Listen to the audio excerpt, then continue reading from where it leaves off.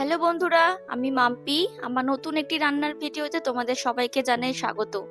আজ তোমাদের করে দেখাবো সাদা আলুর তরকারি। কোনো অনুষ্ঠান বাড়ির সকালে জলখাবার বললে কিন্তু আমাদের এই সাদা আলুর তরকারির কথাই মনে পড়ে। ফুলকো ফুলকো লুচি আর সাথে সাদা আলুর তরকারি। আর খুব কম সময়ের মধ্যে অল্প উপকরণ দিয়ে এই সাদা আলুর তরকারি কিন্তু বানিয়ে নেওয়া যায়।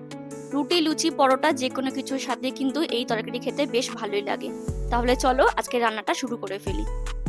আজকে সাদা আলু তরকারি করার জন্য যে উপকরণগুলো লাগছে চলো সেগুলো আগে তোমাদের দেখিয়ে দিই। দেখো, এখানে আমি আলু কেটে রেখেছি। আলুগুলোকে এরকম ছোটো ছোটো করে ডুমো ডুমো করে কেটেছি। এখানে একটা মাঝারি সাইজের পেঁয়াজকে ডুমো ডুমো করে কেটে রেখেছি। এখানে একটা টমেটোকে কুচি কুচি করে কেটে রেখেছি।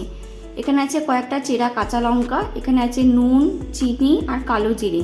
আর তোমরা যদি তরকারিটা নিরামিষ করতে চাও তাহলে কিন্তু পেঁয়াজটাকে বাদ দিয়ে দিও। আজকের রান্নাটা আমি সাদা তেলে করব। তাহলে এই হচ্ছে আজকের রান্নার উপকরণ। এবার একটা গ্যাসের মধ্যে কড়া বসিয়ে দিয়ে কড়াটাকে ভালো করে গরম করে নিয়ে এখানে দিয়ে দেবো রিফাইন্ড তেল। তারপর তেলটাকে ভালো করে একটু গরম করে নিতে হবে।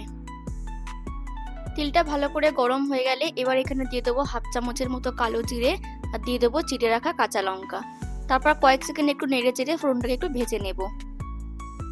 ফোড়নটা ভাজা হয়ে গেলে এবার এখানে দিয়ে দেবো কেটে রাখা আলুগুলো আর তার সাথে দিয়ে দেবো স্বাদ মতো নুন। তারপর সমস্তটা ভালো করে মিশিয়ে নিয়ে মিডিয়াম ফ্লেমে ঢাকা দিয়ে আলুগুলোকে একটু হালকা করে ভেজে নেব। ফিরে এলাম 2 থেকে 3 মিনিট পর। আলুগুলোকে বেশি ভাজার কিন্তু দরকার নেই। এবার একটু নেড়ে চেড়ে দেব। সামান্য একটু ভাজা ভাজা হলেই এবার এখানে দিয়ে দেবো কেটে রাখা পেঁয়াজগুলো। আমি আবারও বলছি, তোমরা যারা নিরামিষ খাবে তারা কিন্তু পেঁয়াজটাকে স্কিপ করে দেবে। তারপর আলুর সাথে ভালো করে পেঁয়াজগুলোকে মিশিয়ে দিয়ে আরো কিছুক্ষণ একটু ভেজে নেব। পেঁয়াজ আর আলু যখন পুরোপুরি ভাজা হয়ে যাবে তখন এখানে এবার দিয়ে দেবো টমেটো কুচি। তারপর একটু ভালো করে আবার নেড়ে চেড়ে রান্না করে নেব যতক্ষণ না টমেটোগুলো একটু নরম নরম হয়ে যাচ্ছে। কিছুক্ষণ রান্না করে নেবার পর টমেটোগুলো যখন একটু নরম হয়ে যাবে এবার এখানে প্রয়োজন মতো জল দিয়ে দেবো। আমি এখানে গরম জল দিয়ে দিয়েছি।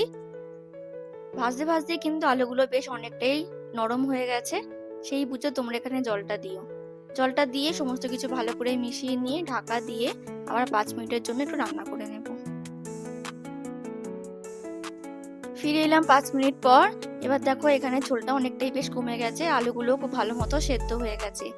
এবার এখানে তোমার নুনটা একটু চেক করে নিও। নুনের পরিমাণ কম হলে নুনটা এখানে অ্যাড করে দিও। আমার রান্নায় নুন ঠিকঠাকই ছিল তাই আমার নুন দিলাম না। তারপর সমস্ত কিছু ঠিকঠাক থাকলে এখানে দিয়ে দেবো হাফ চামচের মতো চিনি। চিনিটা দিয়ে ভালো করে ঝোলের সাথে মিশিয়ে নিয়ে ঢাকা দিয়ে আরো 1 মিনিট ফুটিয়ে নিলেই আজকে সাদা আলুর তরকারি পরিবেশনের জন্য একদম তৈরি।